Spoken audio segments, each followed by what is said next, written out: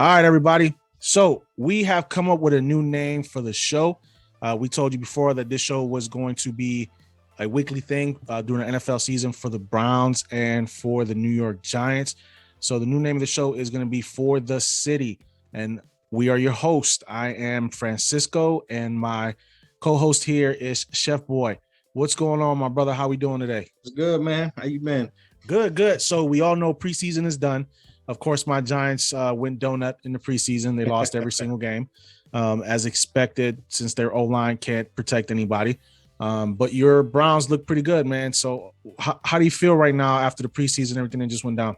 Man, it's here. I'm excited. I'm ready to go, man. This is I'm pumped, man. It couldn't have went any better, man. We were healthy. We made it through the preseason with no major. We got one major injury with Phillips, but for the most part, the team is healthy. Everybody came in, did their thing. We got to see Baker the last game, preseason game of the season, of the preseason. Look sharp, look good. It's everything's coming together, man. It's looking good. I'm pretty happy. So I don't know if you've been keeping up at all with all the sports talk shows. You have ESPN right now talking about the Browns, whether they're going to win the division. A lot of people think it's a split between them and the Steelers. Yeah. Because of all the injuries the Ravens have, they pretty much knocked them out the box. So, but me personally, I think the Browns are going to win that division. The North I don't even think it's going to be close. I really think that the Steelers they'll probably win 10 games, but they're not going to win that division. I think the Browns are far and away a cut above everybody else in that division.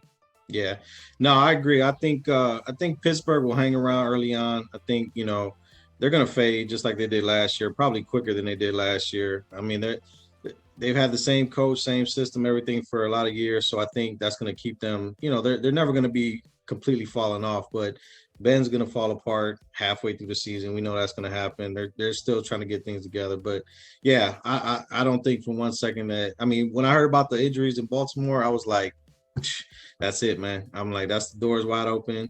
I was unsure. I thought it would be us and them battling at the end, but now I think for sure we're going to win the division handily. I think it's pretty easy. So with Baker, there's a lot of things going on and people saying a lot of things about Baker that he's not an elite quarterback yet. And I believe he's not. He's not an elite quarterback. I think he's going to be one of the top tier quarterbacks in the league. He's more than serviceable, because you have guys who are serviceable quarterbacks and you have guys who are top tier quarterbacks, but he's not a superstar quarterback. I believe he can get there. Now, do you believe this year that Stefanski's going to open up the offense for him a little bit more? Because last year it was more about keeping him protected and, every once in a while, letting him go downfield. But most of the time was run the ball, power ball down the field. You know what I mean? Sure. Yeah, no, absolutely. I think this year with the same system, same offensive coordinator, same players 2 years in a row, I think it's going to make huge jump. I think it's going to be, the offense is going to be a lot smoother early on.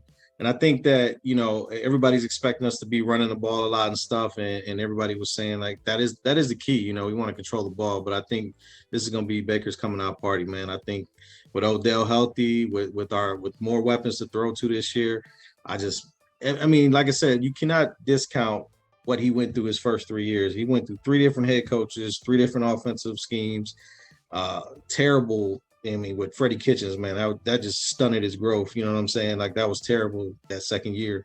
So yeah, I think this year, is he going to be top 5? Maybe not. Top 10? Absolutely. Like, I don't foresee him. He's definitely going to be within that top 10 range. So I won't say elite, but I think he's going to be in one of the top 10 quarterbacks in the NFL. I believe if he keeps the turnovers low like he did in the second half of the season next year, he's going to be. His numbers are going to shine through with the offense that he has on the field, period. I really don't see anybody. If Odell sticks to the program and it's all about team and not just making it about him, I think they're going to have one of the most historic offenses in the league. You have a 2-headed monster in the running game, and then you have Landry on one side, and then you're going to have Beckham on the other side, and not to mention your tight ends. Peoples, you got right, Joku, exactly. Hooper, yeah. So it's a plethora of talent on that team. Now, when the pressure's on, sometimes the Browns don't always come through, but they were one drive away from heading to the AFC Championship game against Buffalo last year. So if they can keep building on a momentum and you have Stefanski still sticking to what he's sticking to right now, I really think they're going to be successful.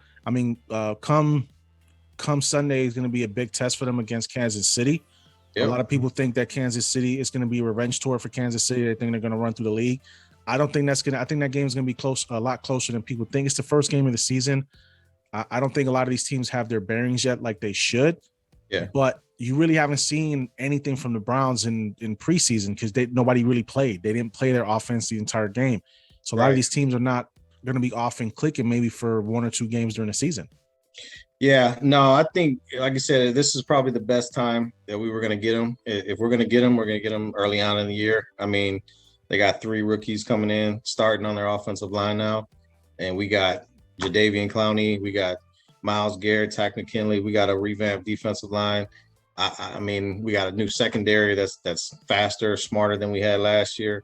So I'm pumped about this game. I think this is the game of the week. I don't care what anybody says. Like, it might be a 4:15, 4:25 game, but this is the one everybody's gonna be watching. So I'm pumped, man. I'm excited. I think we can take them. Well, your secondary, yes, you guys picked up the 2 corners from, I believe it's from the Rams. Yeah, the 2 corners from the Rams. You revamped that secondary, which is the most important thing, especially when you want to stop guys. Elite quarterbacks in the league, you have to have a secondary that can, put pressure on the receivers, get those drops, get those interceptions.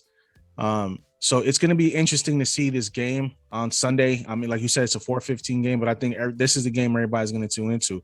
The season officially kicked off already on Thursday with the Buccaneers, beating the Dallas Cowboys, which transitions into, good language for me because now, they're at the bottom of the NFC East already, and the season just started, which is, a good thing. 0-1 is 0-1. Yeah. So everybody's in first place until the season starts, and the season already started. So now with my Giants, I didn't see many good things in the offseason, preseason. It was all bad.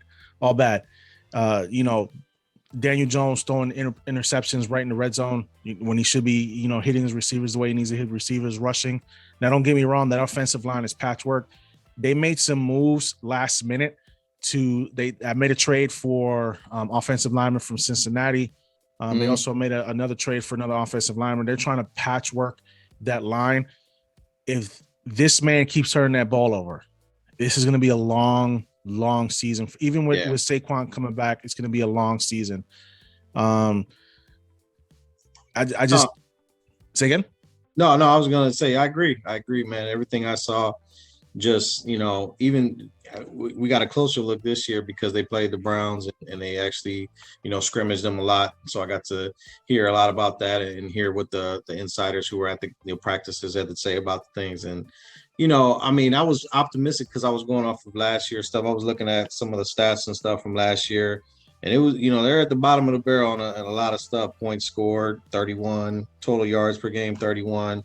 You know what I'm saying? And their defense was in the low to mid 20s every week. So, but the way they finished the year, that's what I was optimistic about. So when I was making our prediction on our last one, I was putting those things in and saying, hey, if they can build off of what happened at the end of last year, now coming into this year, they did get a couple more rookies that should help with the offense, like that receiver they got. So, but like you said, it all falls on Daniel Jones, man. If he can't keep the ball, if they keep giving it up to the other team, then it ain't gonna make a difference. But here's the problem, though. Galladay's hurt, Tony's hurt, so and then John Ross is on the IR. It's not looking good. Don't get me wrong. They got Darius Slayton, and I think he's still a sleeper. They don't give that boy enough credit for what he can do on the field. And then you still got Sterling Shepard on the field. So we'll see. We'll see. I think everything falls on Barkley. My problem is my biggest issue is going to be with their offensive coordinator. He is, if when he was in Dallas as the head coach, he ran. Yeah, you know what I mean? Just ran everybody into the ground. And my fear is that he's going to do that same thing this year and run Saquon back on IR. You know what I mean? And get him hurt from running the ball way too much. He needs to spread the offense. You have 2 tight ends that you can run sets with now. You know what I mean? You should be able to spread the ball more. I just don't understand why. I don't understand. Maybe he secretly still has feelings for the Dallas Cowboys and maybe wants to be back there. But you can't keep running your star running back into the ground and then expect them not to get hurt. Yeah. No, I mean, that offensive line, like you said, there's 2 things in my opinion, and like I said, this is my my humble opinion is not a football NFL coach, but if you got a weak line, you got to do two things. You got to get rid of the ball quick. So that means quick passes, screens, things like that. Get the ball out of your hand real quick. And then you also have to be creative as far as like going to the outside. So basically using your receivers to crack, you know what I'm saying, doing tosses and stuff. That way you're not putting all that pressure on your inside linemen to try to like, block and stop people, stop your best rushers coming through the middle. So, will they do that? I don't know. Like you said, Garrett was about straight ahead, I formation, pound the ball with Zeke all the time. That was his style. And we'll see, you know what I'm saying? Like, I hope he's not still, what I'm saying, secretly rooting for Dallas because he ain't getting paychecks from him no more. So that would not be smart. But my issue is with Daniel Jones. This is a big season for him. I believe he needs to have a big season offensively. He needs to be a leader on that team in order for him to get his extension that he's hoping to get, just like every other quarterback is. But if he keeps turning the ball over, man, it's not going to happen. You can't make those type of mistakes. I've been waiting 10 years, okay, for this team to get an offensive line that's going to keep their quarterback standing. Even when the Giants won the Super Bowl in 2011, bro, they were 9-7 when they won the Super Bowl. You understand where I'm coming from? They were 9-7 when they won the Super Bowl. Their offensive line, they lost, 4 in a row during the season. They barely squeaked into the playoffs. You can't do like 10 years. You telling me the front office still can't get the offensive line where it needs to be? I understand they needed some offensive weapons for Daniel Jones in the draft, but you should have got offensive line help. That should have been one of your priorities. Yeah. And I think they traded way too many times and they passed up on a bunch of good offensive linemen in the draft, and now they're paying for it. And I think it's going to hurt. I think it's going to hurt them during the season. Denver, I don't know, man. Denver, the way they're looking right now, I don't know if the Giants are going to be able to keep up with them offensively, especially, with the way Daniel Jones can't hold on to the ball or he keeps turning the ball. He got happy feet. He's rushing throws. You know what I mean? You can't make those type of mistakes, and he keeps making them. Yeah, I forget. It's going to be a tough game. I mean, but like I said, they got the advantage. It's at home. You know what I'm saying? So it is a West Coast team coming over to the East Coast. So, I mean, you take that with a grain of salt, you know what I'm saying? But you look for any advantage you can get. I don't have any faith in Bridgewater. I don't think he's a superstar at all. I think he's just a okay quarterback and serviceable in the league. Yeah, exactly. Yeah. So I mean, like I said, this is definitely not the worst kind of game they could have got there. You know what I'm saying? They could have got tossed against the Buccaneers the first game of the season like Dallas did, and that would have been interesting. But this one, I think they could. It's gonna be tight. But I think they could squeak this one out. I think the home. But they're already in trouble though, because you have Saquon's questionable for the game. We don't even know if he's gonna play. Evan Ingram is out completely for the game. So you got 2 offensive weapons right there that might not even be part of the game for you. You have to rely on your corners to keep you in the game, so they don't throw the ball over the field on you. I mean, it's a struggle, man, and it upsets me because I'm a diehard Giants fan. I've been rooting for them my whole life. The problem is when you can't protect your quarterback, they get scared. They get happy feet. A lot of Eli's turnovers didn't come because he wasn't trying to throw to the right receiver. A lot of his turnovers came because he was running for his life because they couldn't protect him on the line. Right. And I think that's the advantage that the Browns have, man. Their offensive line is one of the best in the league right now. Yeah. Baker has time to throw. You know what I mean? He's got 5, 6, 7, 8, even 8 seconds sometimes to get that ball out of his hands, and it's helping him make better decisions. I think when your line can protect you, you're going to make less mistakes, you know what I mean, downfield than you would otherwise if you have to run for your life every time the ball snapped. Yeah. And that's like a perfect kind of segue to what I was going to talk about as far as like the keys to the game to me. That's what it boils down to, man, in the trenches. I think us controlling the ball on offense and us stopping them on at the front of the line on defense. I think our offensive line, I don't want to come into the game. Like I've heard a bunch of different opinions. Like people are saying, you got to score with the Chiefs. You can't just come in and try to, run the ball, pound the ball, which I agree with. I don't think it's not about just run. I think it's about 10 play, 12 play drives, keep the ball, eat up as much clock as you can. Like you said, it's just like what the Giants did to Brady twice. You don't keep a weapon like him on the field where he can beat you. And the only way you do that is by keeping him off the field. And like I said, I think half the games we won, we were running the ball so much in the third and fourth quarter, like we didn't even have to throw. So, but for this game, I think it's definitely going to come down in the trenches. I think our offensive line can handle theirs, no problem. And then as far as our defensive line, if we can get pressure, there was a stat about pressuring Mahomes, like the Super Bowl, he was pressured a record 29 times. He had no touchdowns, 2 interceptions. If you get him off his spot, and it was with 4-man rushes, you can't blitz this dude. They say if you blitz him, it's over. And I think we learned from that, because I think last year we were trying to, manufacture pressure by blitzing. But when you do, you're going to get smoked every time. Tyreek Hill, Kelsey's going to run open in the middle. It's over. So with the front four that we got now, I think we can pressure them with just that, and then have our safeties and our corners play discipline in the right spot where they need to be. And that's what I think. That's what's going to be the key to me taking that game. So the key for me in this game is going to be for the Browns is if Clowney can get off early. That's going to be the key, because Garrett, Garrett's going to get double teamed. Period. He's going to get double teamed. That's just the way it is. And everybody's going to sleep on Clowney because everybody feels like they have the book on Clowney already. Right. They know he's capable of stopping the run. They know he can tackle. But his biggest issue is he hasn't produced enough sacks in his career. You know what I mean? He really hasn't had too many double digits seasons in sacks in his career, but they know he's capable of stopping the run and capable of putting pressure, but he needs to knock him down. He needs to be able to knock Mahomes down. And I think by having Garrett on the other side, it's going to open some things up for Clowney that otherwise wouldn't normally be there, because he has an elite D end on the other end for him. Yeah. So there's no reason I don't think that Clowney should be able to get off early in the game. Yeah, like I said, three offensive rookies on the line this year, and like I said, if we can't get pressure on him with 3 rookies on their offensive line, then we got problems. But like you said, Clowney, Garrett, the other guy Malik Jackson, the other Malik, we got just our defensive line should cause some havoc this week. So that's what I'm resting my victory on. That's what I'm resting my laurels on, is that they're going to go in there, control that offensive line and put some pressure on them. Hopefully to the extent that the Bucs did to them in the Super Bowl. So we'll see. Well, that's the key. You got to put pressure on Mahomes early, because if not, he's going to put 50 on you. It's as simple as that. You don't put pressure on Mahomes. He's going to throw the ball over the field and he's going to score touchdowns all day long.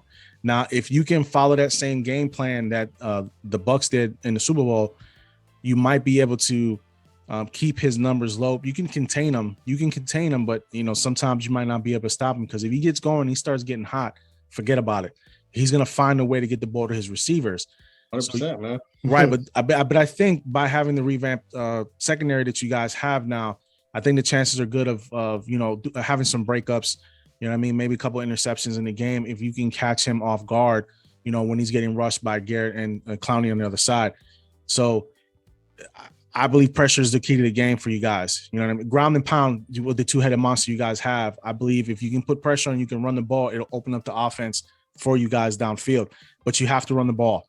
You got to start by running the ball. That's to me, that's the only way I believe you're going to be able to open that offense up the way you need to open it.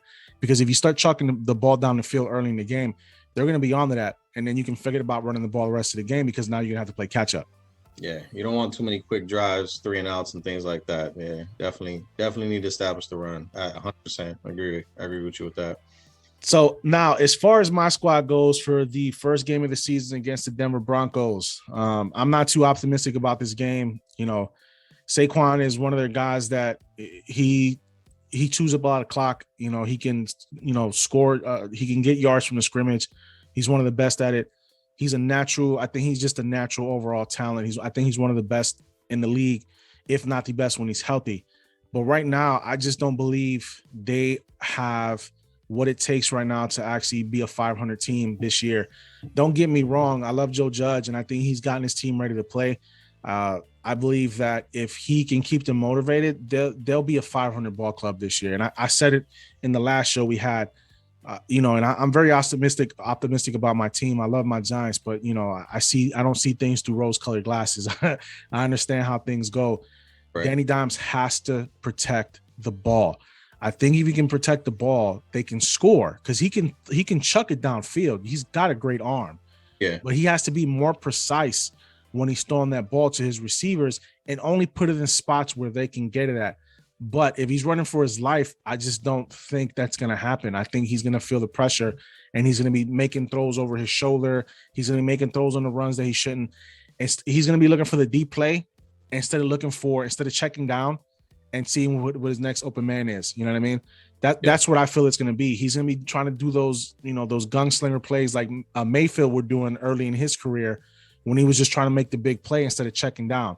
But you see the progression in Mayfield now. When the big play is not there downfield, what does he do? He checks down. You know what I mean? He goes to the next guy that's closest to him to dump the ball off so they can at least get a couple yards and keep the offense moving downfield.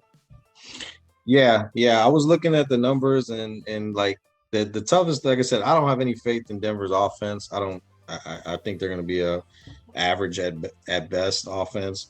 Their defense now, they did have a really good defense, and they were number 4 against the rush, number 8 running yards per game. I mean, they got a tough defense, so that's the factor. So they got a really good run defense, but is the Giants going to be able to, do the opposite, like we were saying about Kansas City and the Browns? So if you know that, we're going to be in there trying to stop the run, or Denver's going to be trying to stop the run and make, Jones a one-dimensional quarterback, is he going to be able to do something either with his legs or like on screen plays and things like that?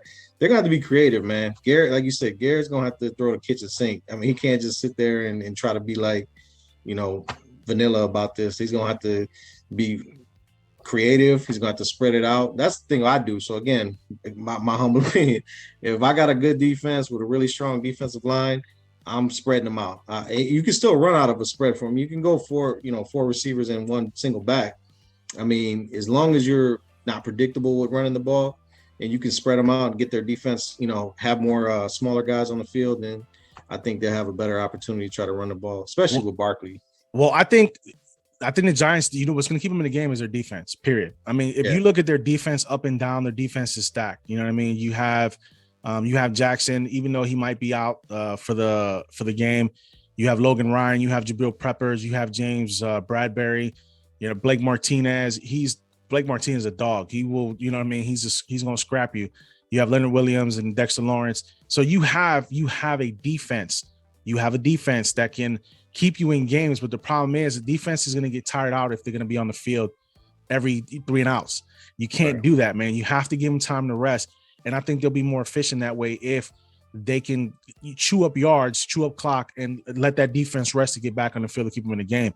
But they got to start moving the ball, and I think a lot of times Daniel he doesn't use his brain sometimes, and like I say, he tries to go for the big play and doesn't realize sometimes you have to check down to make sure that you have that open guy to actually gain those yards, and then you can regroup on the next set of downs. I think it's going to be a low-scoring game. Honestly, like I said, the games that they were winning last year, 13-15, 20-10, like that's what it's going to be. I think this game is probably going to come down to a 15-10 game or something. You know what I'm saying? And that's where I think the home field advantage comes in. I think, that they can control the win the turnover battle. Limit their offense. I know they're probably not going to be able to score on Denver as much as they want to. I could see it being a real tight, low-scoring game, 3-point game in the teens. I don't see it getting in the 20s or anything like that for either team. I actually, my prediction for the game, since we're already at that point, and we'll just bring it over to you. I think my prediction is going to be is 14-17. Okay. I'm going to squeak it to the Giants. 14-17 to the Giants. I just think with the way the defense is playing and the way Joe Judge is coaching that team up, I think they'll squeak that first game up. I think the Giants have lost their last 5 opening day games, 5 in a row. So I'm hoping this ain't 20 in a row, but right. I'm hoping I've this been there. I'm hoping this can break that. But that's my prediction for the game is going to be 17-14. Giants win by a field goal. I would say I tend to agree with you. I think it, that's pretty much where I'm at. I'd say 17-14. I don't throw no odd numbers out there, but that's pretty much exactly where I see it being a field goal game in the teens. And I honestly think the Giants will take this one. I think I think that home field advantage. I think Bridgewater I don't think Bridgewater's got much coming. So I think I'm gonna go with the Giants too. All right, so prediction time for the Brownies. What do you got? Yeah. This one's tough, man. Like I said, this is by far the hardest game I think out of the entire season to pick because my head, with my head and my heart, I'm just gonna go with it, man. Like I said, I think if you're gonna get the Kansas City Chiefs, you want to get them in Week 1. Mm-hmm. I don't think they're ready yet up front. I think their offensive line is not going to be ready to handle the Browns. I think if we are going to win, which I think we will, I don't think it's going to. Everybody thinks it's going to be a shootout, 35, 40-point game. I don't think so. I think it's going to be closer to like a 24-27 game, and I think we win, man. I think we win. I'd say Browns 27, Chiefs 24. I think we get the ball, we score, leave them like a little bit of time, and make it nail biting. And this time we're gonna pull it out. I think this time we're gonna get that win. So I see this game in the first half of the game being field goals, a lot of field goals, because I believe both defenses are going to show up for the first or second quarter. I think in the second half, I think this is when the offense is going to come alive. So probably first quarter, you're going to see 2 or 3 field goals from each team just to get points on the board. After that, after halftime, third and fourth quarter, I think you're going to see the offense explode a little bit more. I actually have the Browns. I actually have it as a shootout. I actually have the Browns winning that game 33-30. I think Browns win it on a field goal as well. It's just too much offense to keep bottled up on both sides of the ball. I just don't see how you do it. I just don't. The defense can be as good as it want to be. But like I said, defense is getting worn down if you're getting off the field 3 and outs. Don't get me wrong. Browns can chew up some clock and some yardage, but so can Kansas City. You can't sleep on Kansas. They're the second runner up for the Super Bowl last year. They're still one of the top teams in the league. I don't put anything past them, but I believe it's going to be 33-30. I think Browns pull it out. I think it'll be, an opener for everybody to remember. Yeah. And I think one other thing too, man, I was going to tell you, I would say my X factor for the game is just like I was telling you when we did our first show about like who I think makes the biggest difference with the Browns. And I think it's JOK, man. I think really, we saw what it was in preseason. This dude, and the reason I believe that is because I think he can keep up with Kelce. I think their game plan is going to have him in there a lot, and he's going to be shadowing Kelce all around the field. And I think he's got the size and speed. So I honestly think we're going to be able to control the game because of him on defense. I think he's going to, the pressure's going to be there, but, what do they do when they need to dump the ball off, get it off quick? They get it to Kelce. I think JOK is going to be he's going to be my X factor. I think he's going to get at least a pick or a fumble, something big's going to happen for him in this game. That's my wild prediction. I think JOK is going to get a turnover. So I'm going to tell you who I believe is going to be the X factor in this game, and I'm going to say, and I said it earlier, it's going to be Clowney. I think Clowney's going to come out and set the tone early in the game. I think he has something to prove. He's on a 1-year deal with the Browns. You know what I mean? He wants to get that fat contract, that one last fat contract he can get before his career is pretty much done. I think he's going to come out this year on a mission, especially with Garrett on the other side of him. And I think he's going to wreak havoc this game. I'm telling you, watch him come out, set the tone for that game. He's going to be the game changer tomorrow. I promise you. Okay. I hope so. So for my Giants, the only X factor I have in this game is if he plays is going to be Saquon. I think if Saquon plays in this game, the Giants have a legit chance to actually put up some points on the board, because if he's running the ball and the Giants offense is flowing, that'll open everything up for Daniel Jones down the field. If Saquon plays, I think it's a different ball game. We have a higher scoring game than I think we're going to have. If he doesn't play, it's all falls on Daniel Jones. He's the one who's going to have to make the plays. He's going to have to connect downfield, and he cannot turn the ball over. But Saquon is my X factor if he plays. He's questionable right now. We don't know if he's asking to play in the game, but we'll see. We'll see how that goes. But yes, Saquon's going to be my X factor in that game tomorrow. So for me, I'm trying to think of his name, try to get his name here. It's the not the nose tackle, but the Leonard Williams. Leonard Williams, yeah. I think Leonard Williams is going to be the X factor. I think, like I said, if the Giants are going to win, I think it's going to be on their defense, and I think it's going to be from pressure from him. I think if he can get to Bridgewater, if they can handle the control the front line, I think Williams is their most, he wrecks it, on the D line, and that's what they got him for. So hopefully, like I said, that would be my X factor for the game. I think he's going to make the biggest difference. And just to put a little caveat on that too as well, I believe that another X factor has to be the Giants' offensive line. They have to keep Daniel Jones upright. If they can't keep him upright, that's going to be a problem all game long. You know what I mean? You have to keep him upright. You have to keep him protected. If he has time to throw and he's not rushing and have happy feet, I think he'll do just fine. So that's another X factor to me, is going to be the offensive line. Right now, it's patchwork, man. Yeah. It's going to be a struggle all season long. I don't care how good Joe Judge is of a coach for that team, man. If that O-line can't do their job, it's going to be a long, long season. But I got hopes. I got hopes for the offense. I do have hopes for the offense. Hopefully that offensive line comes together and it gels the way it needs to, and certain people start to step up. I mean, because Nate Soller hasn't played. He didn't play because of COVID. He opted out of the season and didn't play. So hopefully he comes back and he's ready to go.